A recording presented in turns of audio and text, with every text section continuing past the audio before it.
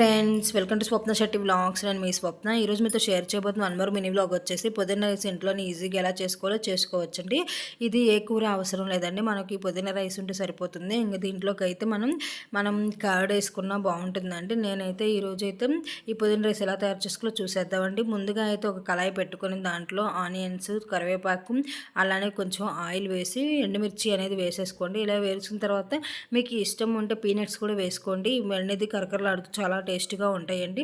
ఇప్పుడు ఒక పేస్ట్ ఎలా తయారు చేసుకోవాలో చూసేద్దామండి. ఒక మిక్సీ జార్ తీసుకొని ఒక కట్ట పుదీనా బాగా ఆకులన్నీ తుంచేసుకొని బాగా క్లీన్ చేసుకున్న తర్వాత అల్లం, అలానే కొంచెం పచ్చిమిర్చి వేసేసుకొని బాగా 4 ఎల్లుల్లిపాయలు వేసుకొని బాగా పేస్ట్ చేసి పక్కన పెట్టుకోవాలండి. మన దగ్గర రైస్ అనేది మీకు ఎంతైతే కావాలో అంత రైస్ అనేది పెట్టేసుకొని బాగా ఉడికిన తర్వాత పొడి పొడిలాడుతూ ఉండాలండి.